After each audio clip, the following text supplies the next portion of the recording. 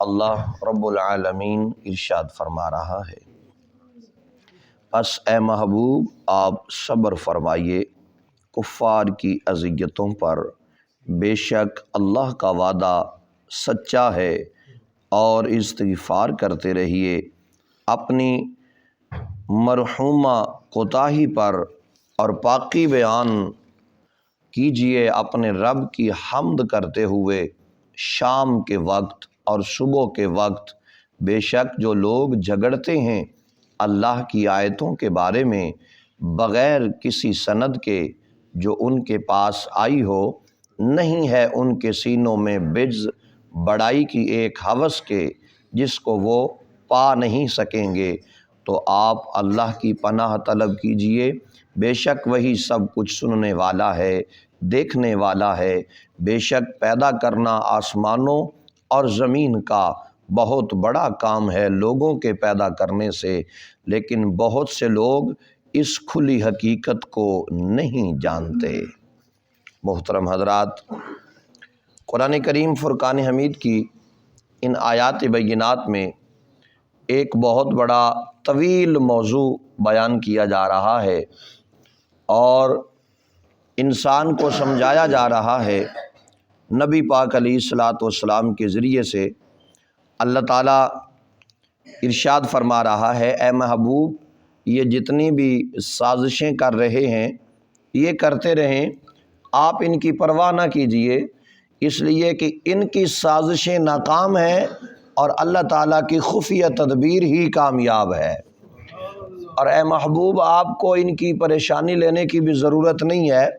وہ سازشیں کرتے رہیں، انہیں کرنے دو۔ وہ شمع اسلام کو بجھانے کے لیے جو منصوبے بناتے ہیں انہیں بنانے دو، اور آپ بس اپنے رب کی بارگاہ میں اس کی حمد و ثنا بیان کرو۔ وہ آپ کو اور آپ کے ساتھیوں کو قتل کرنے کی دھمکیاں دیتے ہیں تو پرواہ نہ کرو، آپ اپنے رب کی پناہ طلب کرو جس کو وہ اپنی پناہ اور حفاظت میں لے لیتا ہے۔ ساری دنیا بھی اگر اس کے خون کی پیاسی ہو تو اس کا کوئی کچھ نہیں بگاڑ سکتا جس کا محافظ اللہ بن جائے۔ یہ محکم یقین بندے کو ہونا چاہیے کہ زندگی اور موت کا مالک اللہ ہے، اور اگر حق بیان کرتے ہوئے انسان کی جان چلی جائے تو بھی اسے جان کی پرواہ نہیں کرنی چاہیے، اس لیے کہ محافظ ہماری زندگی اور ہماری موت کا ہمارا رب ہے۔ یہ ایک حقیقت ہے جو رب العالمین خالق کائنات نے یہاں بیان فرمائی ہے، اور ارشاد فرمایا کہ اے محبوب اگر ساری دنیا بھی خون کی پیاسی ہو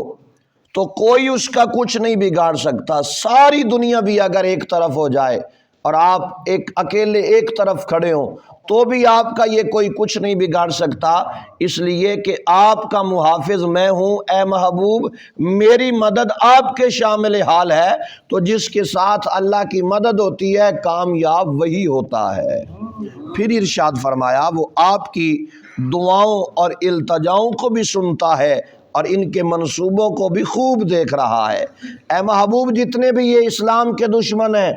انہیں اللہ تبارک و تعالیٰ دیکھ رہا ہے، ان کے منصوبے دیکھ رہا ہے، اور آپ کی دعاؤں اور آپ کے اٹھتے ہوئے ہاتھوں کو بھی میں دیکھ رہا ہوں۔ اے محبوب میں نے آپ کو کبھی خالی نہیں لوٹایا، اب بھی آپ کو خالی نہیں لوٹایا جائے گا۔ کفار کا اسلام پر سب سے بڑا اعتراض یہ تھا،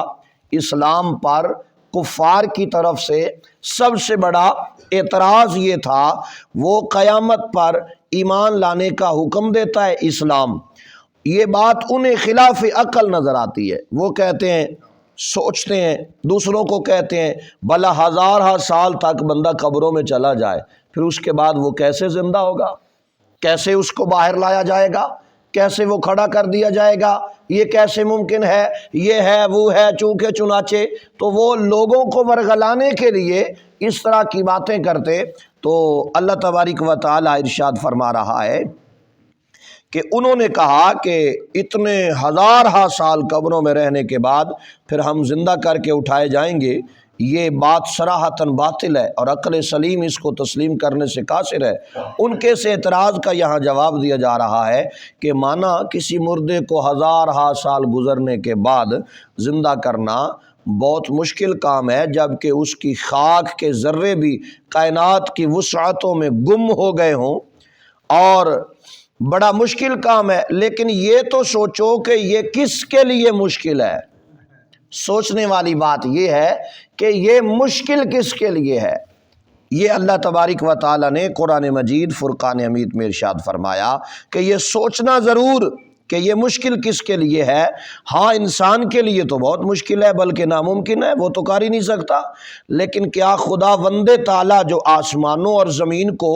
اپنے امر کن سے پیدا فرمانے والا ہے، ایک لفظ سے پوری کائنات کو اس نے پیدا کر دیا ہے، کیا اب وہ اس ایک لفظ کے ساتھ اس مردے کو جس کے جسم سے جان نکال لی گئی، جسے ہزاروں سال قبر میں لیٹنا پڑا، کیا اب وہ خدا اس کو زندہ کرنے پر قادر نہیں ہے؟ اس کے لیے کوئی مشکل ہے؟ فرمایا اس کے لیے کوئی مشکل بات نہیں ہے، وہ آج بھی زندہ کرنے پر قادر ہے، اور جب اس نے قیامت برپا کرنی ہے تو قبروں سے وہ جو ہزاروں سال پہلے لوگ مرے تھے انہیں اٹھا کر زندہ کر کے کھڑا کر دیا جائے گا، اور بتلایا جا رہا ہے کہ جس بندے کا یہ عقیدہ ہوا کہ کوئی قیامت نہیں آئے گی، فرمایا اس بندے نے قرآن کا انکار کیا، اور جس نے قرآن کا انکار کیا وہ دائرہ اسلام سے خارج ہے، بھلے وہ کچھ بھی کہتا پھرے، بھلے وہ جتنی بھی ترقی کر لے، لیکن آخرت میں وہ بندہ کبھی کامیاب نہیں ہو سکتا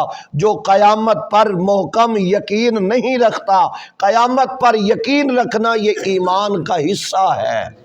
یہ ایمان کا حصہ ہے۔ رسولوں کے بعد، انبیاء کے بعد جو حکم دیا گیا ہے وہ یہ ہے کہ تم قیامت پر یقین رکھو، قیامت پر ایمان رکھو، اور اگر قیامت پر ایمان نہیں تو پھر بندہ صاحب ایمان بھی نہیں ہو سکتا۔ تو اللہ تبارک و تعالیٰ اپنے محبوب کے صدقے ہم سب کی حاضری کو اپنی بارگاہ میں قبول و منظور فرمائے۔ تو کل بات چل رہی تھی